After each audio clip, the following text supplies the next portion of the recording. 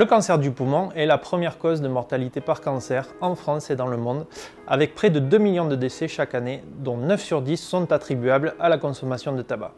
Arrêter de fumer reste donc la meilleure stratégie pour combattre cette maladie et le mois sans tabac peut être une bonne opportunité car on sait bien que ne pas fumer pendant 30 jours multiplie par 5 les chances d'arrêter définitivement la cigarette.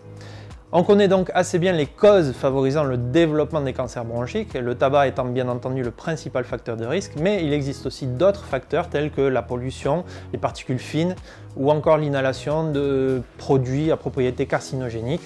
Mais ce qu'on connaît surtout de mieux en mieux, ce sont les conséquences sur les cellules pulmonaires et comment une cellule saine soumise à ces différents stress peut donner lieu à une tumeur. Et on sait notamment que ces substances cancérigènes provoquent de nombreuses mutations sur l'ADN des cellules pulmonaires et par conséquent la production de protéines défectueuses qui peuvent être potentiellement dangereuses pour les cellules. Heureusement, toutes les mutations ne donnent pas forcément lieu à des cancers. Il arrive malheureusement parfois que certaines de ces mutations touchent des gènes particulièrement sensibles et importants ou critiques dans le développement des cancers et que l'on appelle des oncogènes drivers.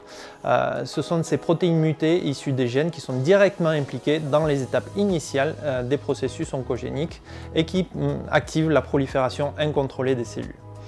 Donc l'arrivée de nouvelles technologies, notamment les technologies de séquençage de l'ADN, ont permis au cours de ces dernières années d'identifier un très grand nombre de ces oncogènes dits drivers, tels que le GFR, CARAS ou ALK. Et la bonne nouvelle, c'est qu'il existe de plus en plus de traitements spécifiques, capables d'inhiber spécifiquement donc ces protéines mutées, que l'on appelle des thérapies ciblées, et qui présentent de très bons taux de réponse chez les patients, avec des réponses parfois spectaculaires.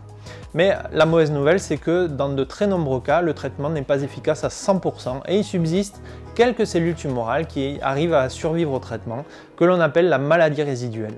Et ce sont souvent des cellules indétectables au scanner. Mais au fil des mois et des années, certaines de ces cellules résiduelles sont capables de développer des mécanismes de résistance qui rendent donc le traitement inefficace et qui provoquent la rechute des patients. Il existe une très grande diversité de mécanismes de résistance et ça complique fortement la prise en charge des patients au moment de la récidive.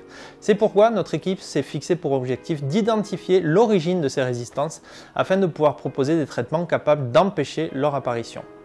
Donc le projet que je développe au sein du centre de recherche en cancérologie de Toulouse, en lien étroit avec la clinique et notamment le professeur Julien Mazière, qui est pneumo-oncologue à l'Institut universitaire du cancer de Toulouse, vise d'une part à comprendre pourquoi et comment ces quelques cellules de la maladie résiduelle ne sont pas éliminées par les thérapies ciblées, alors qu'elles possèdent bien la mutation qui devrait les rendre sensibles.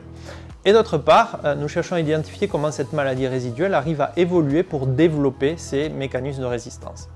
Et nous avons pour cela établi une stratégie qui vise à suivre étape par étape l'évolution des tumeurs tout au long du traitement par thérapie ciblée. Donc de la réponse initiale jusqu'à l'acquisition de résistance. Et nous faisons cela à l'échelle de la cellule unique car nous savons qu'il existe une très grande diversité de réponses au sein même de chaque tumeur.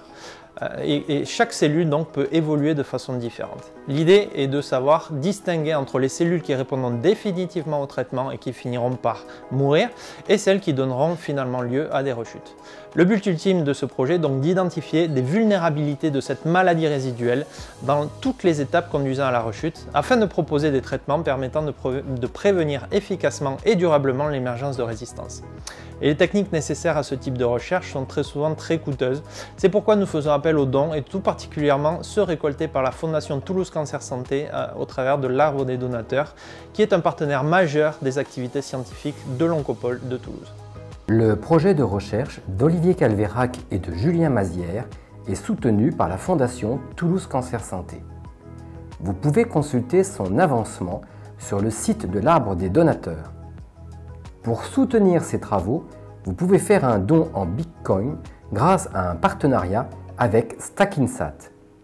Pour cela, connectez-vous à votre compte Stackinsat et dans votre tableau de bord, cliquez sur Opération, puis sur Faire un don, offrir du Bitcoin. Pour rappel, votre don en Bitcoin vous donne droit à un reçu fiscal établi en fonction de la valeur du cours du Bitcoin au moment du don. Contribuez aussi à la générosité 3.0 en partageant cette vidéo.